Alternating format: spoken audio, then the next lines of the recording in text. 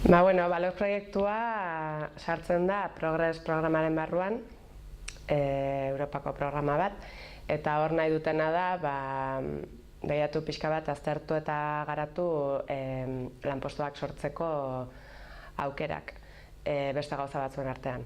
Orduan, lanpostu sorreraren barruan sortu zen Balok proiektu hau, eta da hor lazionatuta materia organikoaren kudeaketarekin.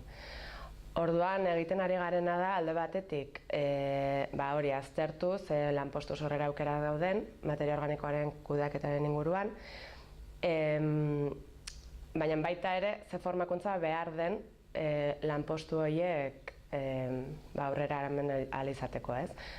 Ikusi genuen gauza bat da, adibidez, nivel altuan, ingenieritza nivel horretan badagoela ikasketa asko, baina adibidez, konpost planta batean lan egiteko ez dagoela berez formakuntzarik. Orduan, proiektu honek nahi duena da formakuntza modulo batzuk garatu, horretan ari gara, gure kasuan konpost planta batean lan egiteko, eta baita ere auzo konpost jarraipena egiteko, eta materia organiko sortzaile handiek ere ondo egiteko banaketa, adibidez tabernak eta kanpinak eta holakoak.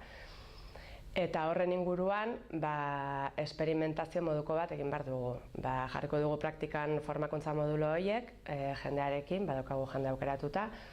Gero bereiek ebaluaketa moduko bat egin beharko dute, esan ez balio zaigu, ez zaigu balio, edo aldatu beharra dago. Eta objektiboa azkenean, proiektua bukatzerakoan, martxoan izango dela, da formakuntza modulo batzuk izatea Europa mailan erabili daitezkenak. Eta berez proiektu barruan ez, baina bai nahi duguna da zertifikazioa lortzea gero. Orduan modulo guztiak daude diseinatuta hori kontutan hartuta, zertifikazioa. Jendeak ez izateko igual biagunetako kursoa bat ez duena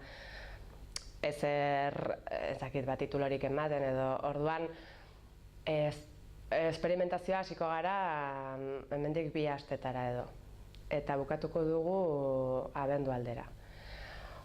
Orduan gutxi gora bera hori da, ari gara elkarrekin, elkarlanean sakana, gero baita ere Eslovakiako talde bat, frantses talde bat, Belgikako batzuk eta Txipreko batzuk.